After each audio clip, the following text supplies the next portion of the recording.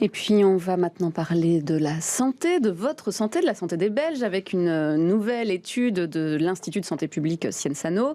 L'objectif de cette étude est de permettre à nos responsables de développer une politique sanitaire adéquate et donc de l'adapter continuellement. Bonjour Maëlle, Arnaud Lucen, vous avez analysé ces chiffres pour nous et on démarre avec l'espérance de vie des Bruxellois. Oui, Vanessa, selon l'étude, les Bruxellois vivent en moyenne jusqu'à 79,6 ans. C'est moins qu'en Flandre, où l'espérance de vie est de 82 ans, mais c'est mieux qu'en Wallonie, où c'est 79 ans. Ici, le rapport se base sur des données récoltées en 2020, soit l'année où la pandémie de coronavirus a réellement démarré. Et ça se ressent sur les chiffres. L'espérance de vie globale en Belgique était de 81,8 ans en 2019, contre 80,8 ans en 2020, soit une diminution d'une année, alors que cette variable était en constante augmentation depuis le début des années 2000. Enfin, en 2018, l'espérance de vie de bonne santé à 65 ans était de 12,5 ans. Cela veut dire que les Belges vivent sans incapacité et sans trop de soucis jusqu'à 77 ans. Et puis évidemment, avec cette pandémie, j'imagine qu'un point auquel il faut vraiment être attentif, c'est la santé mentale. Ben oui, Fanny, ici, pas de chiffres purement bruxellois, mais le rapport souligne que la santé mentale des Belges s'est détériorée depuis le début de la crise Covid, et particulièrement chez les jeunes.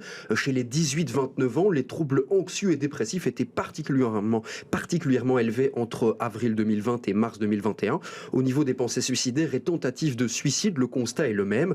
En juin 2021, ce chiffre assez interpellant, un jeune sur 6 a déclaré avoir songé au suicide au cours des 12 derniers mois. Mais heureusement, les résultats des enquêtes menées par la suite, entre juin et octobre 2021, sont plus réjouissants. Par exemple, seuls 14% des Belges se disaient peu satisfaits de leur vie, soit des données proches du niveau observé en 2018. Et puis il ressort aussi, Maëlle, de cette étude, que les Belges fument et boivent moins. Oui, en 2018, 15% de la population indiquait fumer tous les jours, contre 25% en 1997. Concernant les chiffres régionaux, 16% des Bruxellois fument quotidiennement, contre 18% en Wallonie et 13% en Flandre. Et selon l'étude, les jeunes sont de moins en moins attirés par la cigarette. Une bonne nouvelle donc. Pour la consommation d'alcool, depuis 2016, elle est aussi en diminution en Belgique, mais elle est restée assez élevée. En 2019, nous buvions en moyenne 10,8 litres d'alcool pur par an, ce qui nous place juste en dessous de la moyenne européenne, qui est de 11,1 litres.